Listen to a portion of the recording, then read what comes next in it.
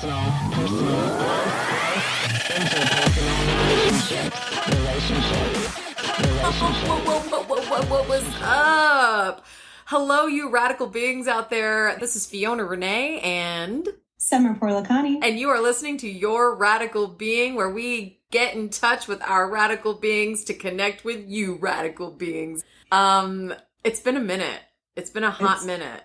It's been over 2 years. Oh my gosh. I'm sorry.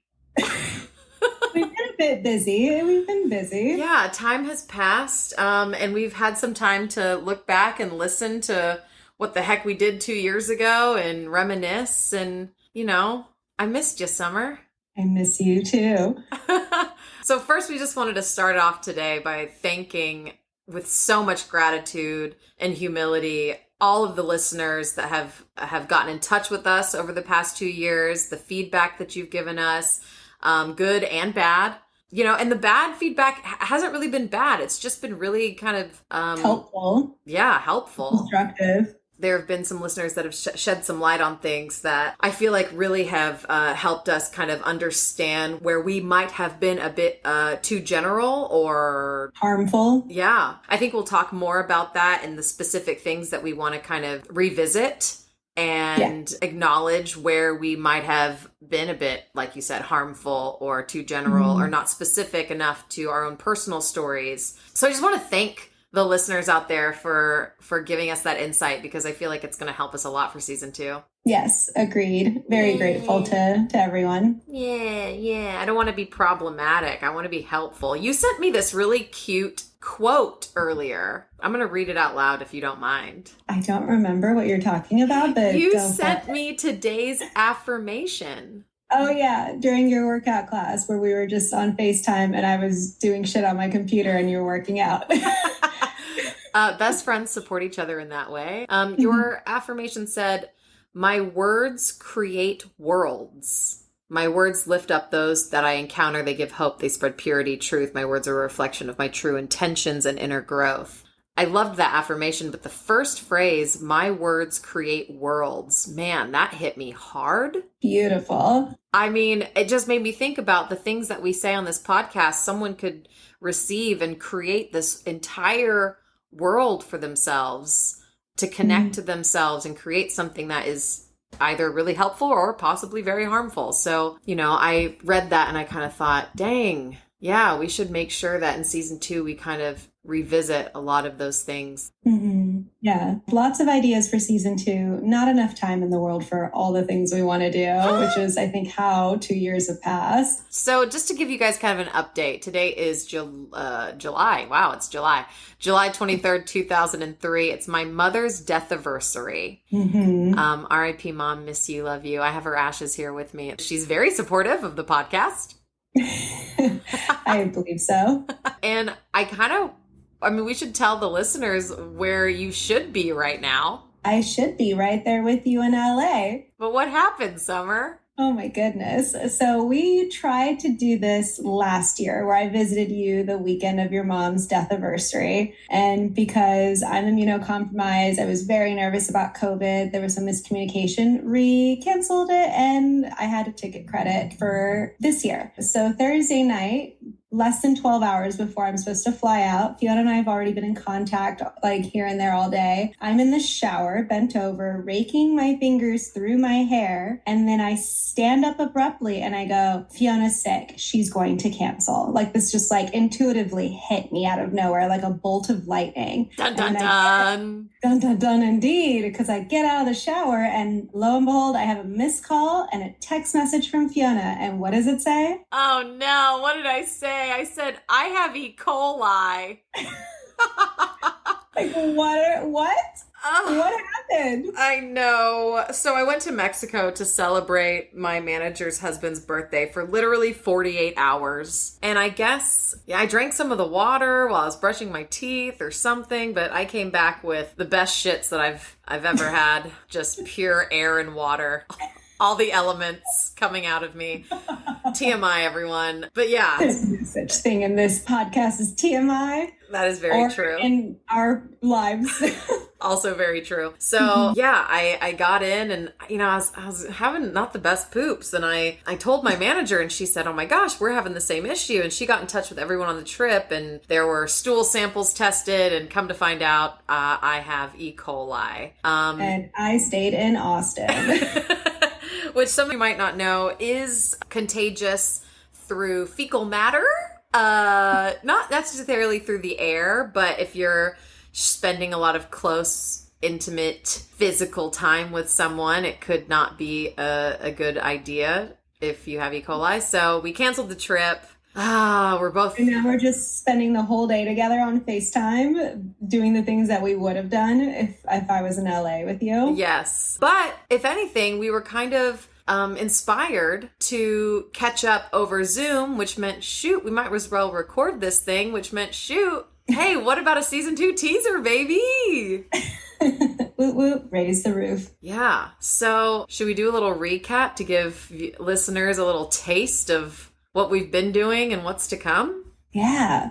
I think we both have been through similar journeys in regards to our health, in regards to some internal healing, in regards to solidifying some of our own identity. Yeah. Would you say that that's true? I would definitely say that's true. It's been a lot of my 2 years. Tell me about it. Well, man, when we were recording this in the spring of 2021, I had just gotten a lupus diagnosis. I think in the very first episode, we don't even say lupus. Like, I had been under the impression that I possibly had rheumatoid arthritis by a really shitty doctor that I saw like a handful of times and never went back to. And during our recording of season 1, I was diagnosed with lupus, and it's been a fucking journey. God. And only in the last year have I found like the right combination of medication, which is still being tweaked. But man, getting on the 4th medication, an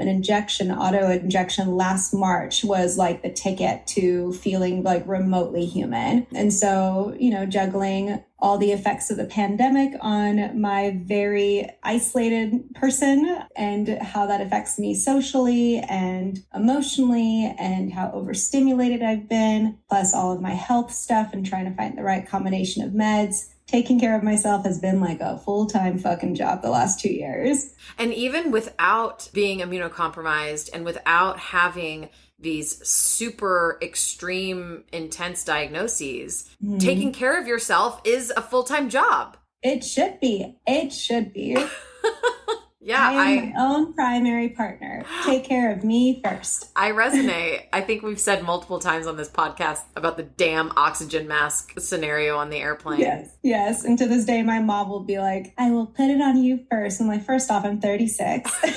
Like, you don't need to do that for me. But also, you're not going to make it. So let's talk about that.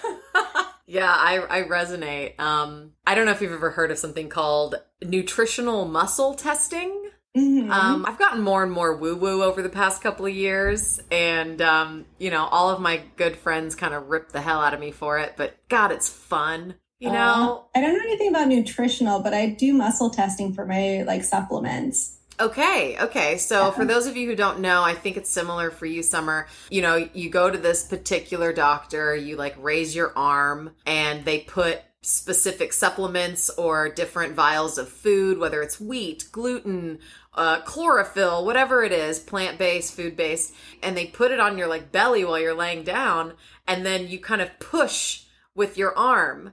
And if it goes weak or if it is strong, it shows whether or not you have an issue with that particular material. Or a need for it. Right. And so supposedly I am not gluten intolerant, but I have a slight intolerance to wheat. I have a huge intolerance to wheat. I can't believe we haven't talked about this yet.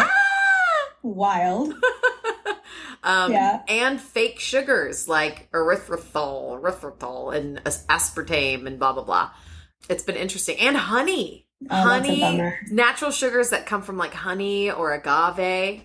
And she really sensed, it was interesting. I had acupuncture and nutritional muscle testing, and both of them, who had never talked to each other, and I had never mentioned it, both of them picked up that I had a weak spleen.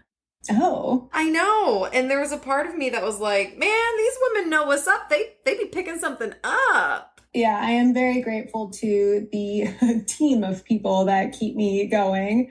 My massage therapist, my doctor of Chinese medicine, who I do cupping and acupuncture with every single week, having a little bit of Western, a little bit of Eastern medicine to keep me going. I love that. I love the mix of both. You were talking to me earlier about how you love the idea of mixing, what was it, emotions with science? Oh, I was trying to talk to you about the book Polysecure.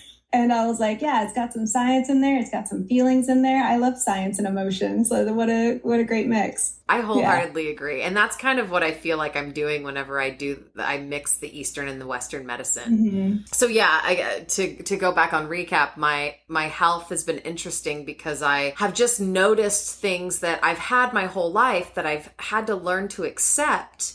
Because I feel like the only way that we can make any change in ourselves that we want to make, not that we have to, but any kind of change that we want to make, we have to first accept what we are before that change. If we're constantly berating ourselves and saying we're wrong and we're bad, or this is ugly, or this is not good or not right, the change is so much more difficult. Yeah, it's a lot about acceptance and surrender, which, anytime I say surrender, I just think kinky, good fun. But yes, no, I think that's a big part of it. So yeah, health, okay. Identity. I mean, I don't know about you. I know that you've had some partners here and there, but both of us have been fairly single over the past few years. Yeah. No, since the beginning of the pandemic, I have gone on, I think, I've dated like two different people. Like one was a handful of dates. One, it was like we courted long distance, aka across Austin, for like 2 years before, becoming exclusive while we're both non-monogamous. And like over the 2 years, it was like 5 dates stretched over 2 years. So I am slow, and I've been enjoying, honestly, some peace in my life. I feel so much more in control when I don't have partners that I get concerned about. And just for me, it's a boundary as a therapist and as an empath. Like when I see someone struggling and I feel like I have more capacity to like help them, it's really hard not to.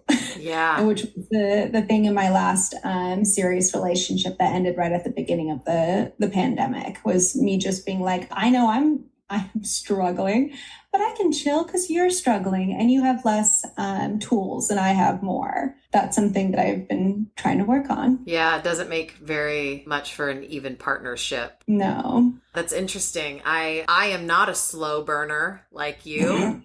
I am like, let's light this shit on fire quick. And that's also been my journey, is to learn how to go slowly, to learn how to make sure that I don't lose caring for myself. Because I'll meet someone and get sucked in, even if they aren't struggling. I just want to provide and give and share and and then I just dopamine and oxytocin. How dare they? God, I love all the dopamine. And then I just forget about, all the routines that I've created for myself. And I dated a guy on and off, on and off, on and off. He wasn't ready for commitment. Things have been changing recently, but that's for another episode. And I dated a couple, a handful of people, but they were all very quick to be an important figure in my life, whether I'm talking to them every other day and we're talking about deep stuff and, making plans to see each other, takes a lot of effort. And if I have a clear routine of I wake up, I meditate, I journal, I exercise, how are they affecting my routine, and how well do I have my routine down? So if they do screw up my routine for 2 days, how long does it take for me to get back on the damn wagon? Yeah. I think that's the thing I'm protective of the most, is my energy and my time. I feel like life is just going by so quickly, and I keep reading that, right? Like the older you get, the faster time goes. And so like every night when I go to bed, I'm like sad the day's ended, and I'm like, one more day closer to death,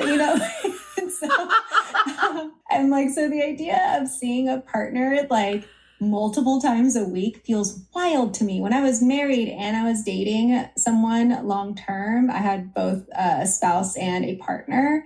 I spent like 3 days with my spouse and 3 days with my partner, and I had one night to myself and still had a social life and still did things in the community. And I'm like, who was that person? First off, she was more able-bodied, but now just the thought of sharing one night of every week with a partner feels like I'm being suffocated. I just like to be alone so much. And I've been trying to change that up a little by hanging out with friends more. Like I've gotten 6 vaccinations.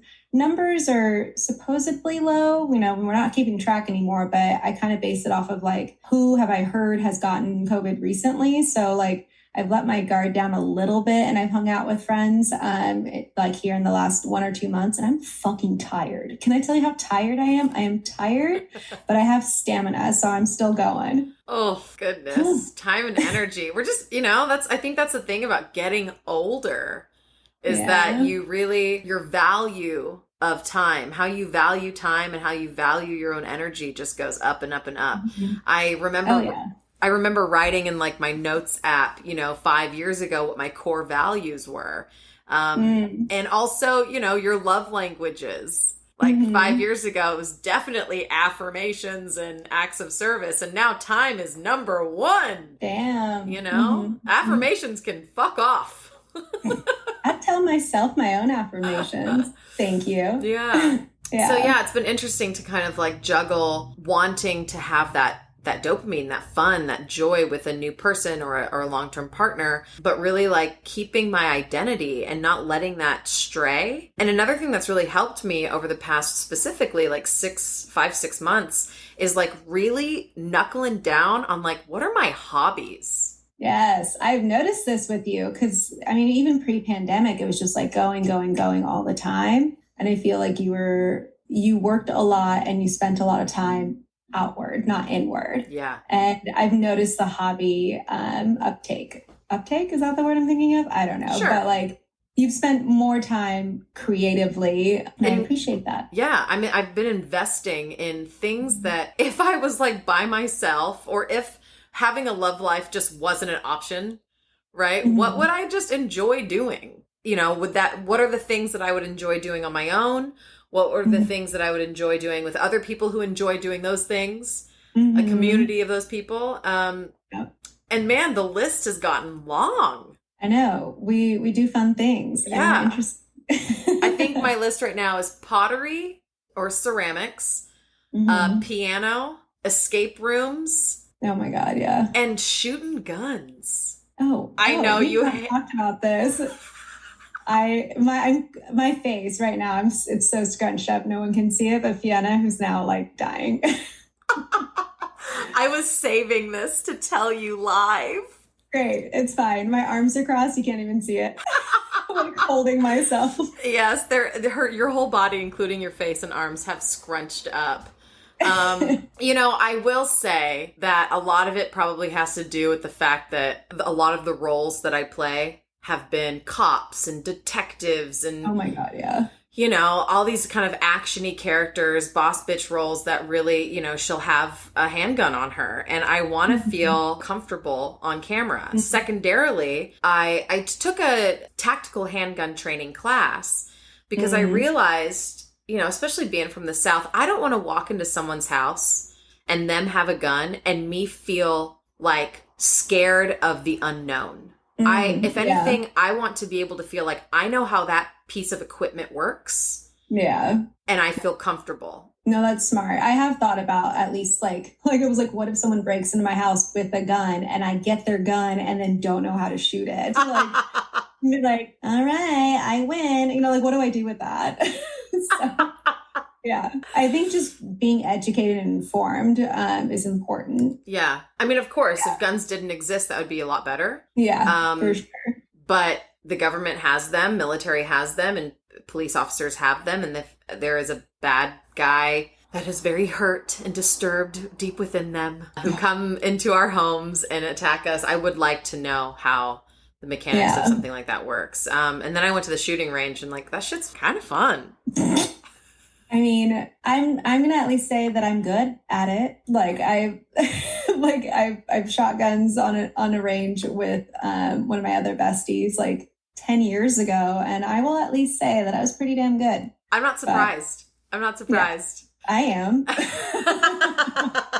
Yeah. I think hobbies really help solidify your identity, especially when shit hits the fan and things that you did identify with so fully, whether it's a partnership or a job gets ripped out from underneath you, those little things like hobbies really kept me stable and going and strong. I have thought about this in terms of you not working right now. Like, I'm glad that you have found things that bring you joy, that keep you busy just on your own, right? Like all the things that you just explained. I'm grateful you got to that before. The strike. The strike. Yes. Do you want to talk about that? I mean, the writers went on strike a few months ago. SAG-AFTRA, the Actors Guild, went on strike, and it's the first time that both unions have been on strike simultaneously since 1960. Yeah. And it's, there's no work in Hollywood right now. Yeah. There's obviously a lot of reasons for it. We don't have to go too much into it, but for those of you at home who are kind of like, what are you talking about? With streamers becoming the main avenue for people receiving a lot of their entertainment, streaming subscriptions have gone up. I'm sure everyone has noticed the Netflix costs and ads have gone up on all of those kind of platforms. But the contracts with how much actors make and the residuals that come from the work they do has never been updated, and has also never really been solidified since streamers became a thing.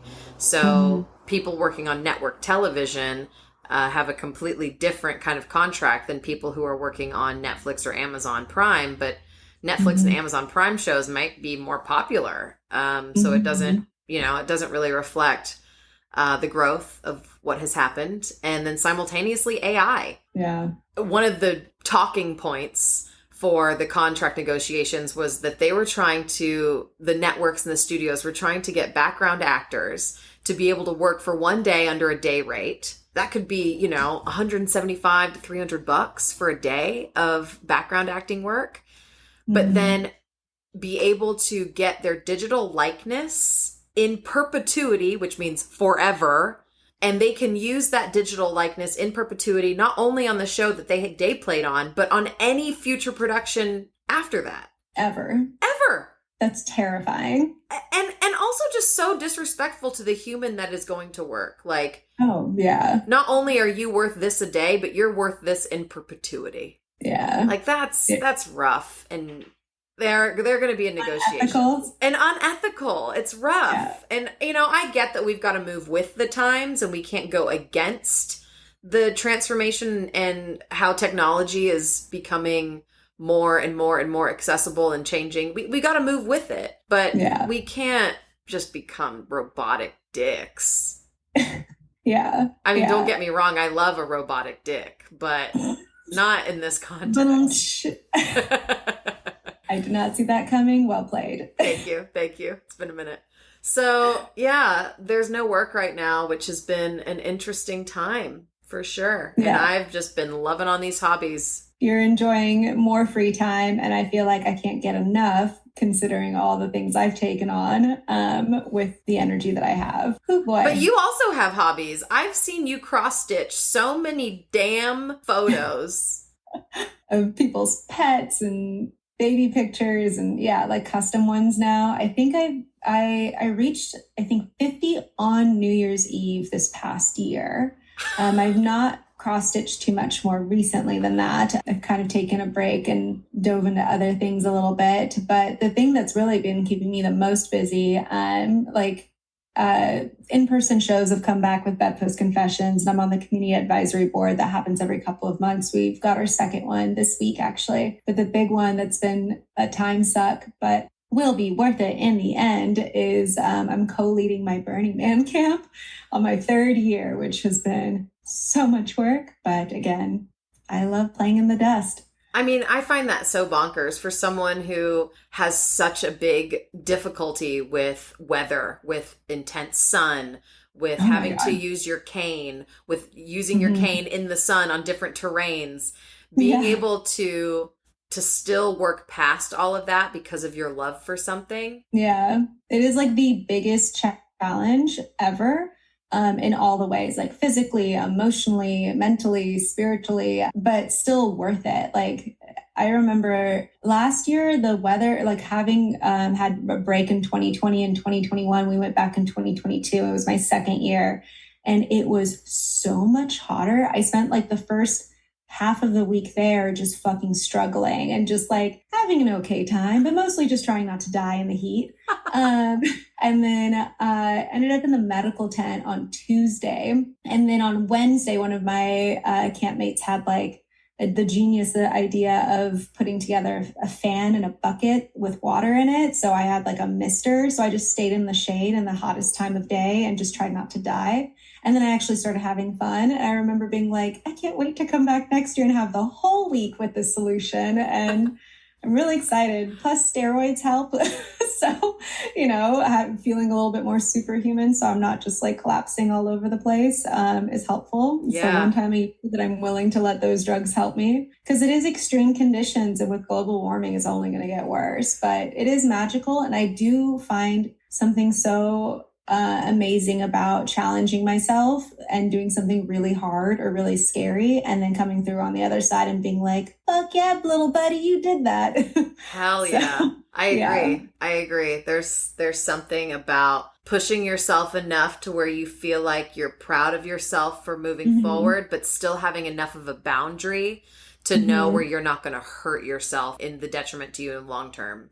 I think there's a recovery period for everyone who goes, right? Like kind of just like decomp afterwards, but it's been doable so far. So wish me luck this year, because we leave in a month and like 2 days. And it has been hot.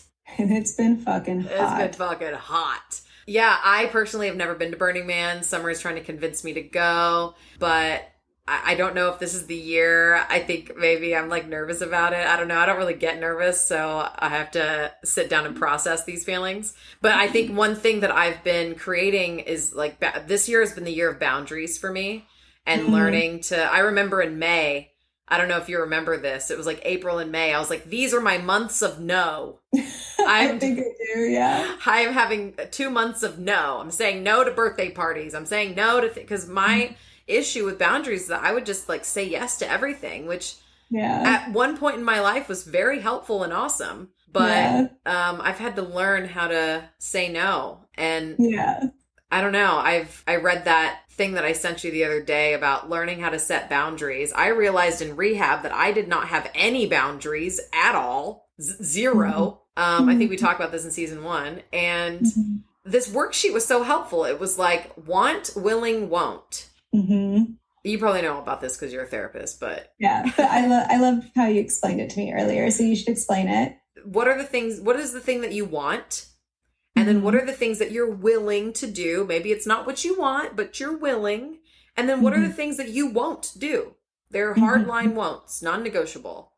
And those 3 things kind of help you figure out where that line really is drawn whenever it comes to another person or an activity. And that's been big, I think, kind of recently in some circles because of the screenshots that were released by Jonah Hill's ex-girlfriend. Oh, yeah. Where he used like therapy talk to talk about like his boundaries, but it was really about like controlling her. So I love that, we're talking about boundaries again. Honestly, life-changing book was Set Boundaries, Find Peace. And it's a guide to reclaiming yourself by Nedra Glover Tawwab. And if every person in the world read this book, I think we would all be better humans for it. So, we're gonna have to send her that in there. Send her a little email saying we're hyping her up. You sent me a link to that book, and I have yet to read it. So hopefully by the top of season 2, I will have read that book and have things to say. We'll have so much more to talk about. Yeah. And let's not make you and I recording season 2 a boundary. Let's have that happen, eh? Yeah.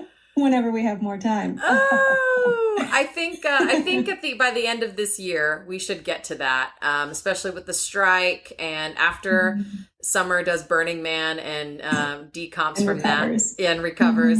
I think that might be a good time. But I've missed you. I've missed you, gal. Me too. I've missed you as well. And I've just missed doing this.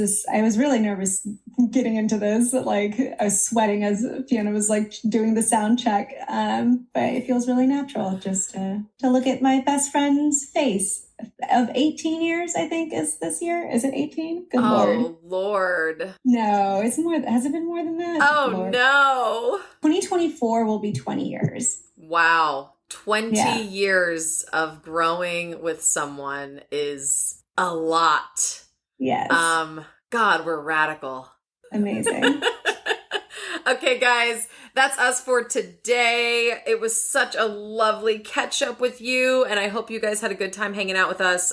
We will be back for season 2 with a lot of sexy, raunchy, scary, feely things to talk about. So in the meantime, go be radical, you radical beings. This is Fiona Rene. And Samar Poorlakani. And we are signing off. Bye. Bye.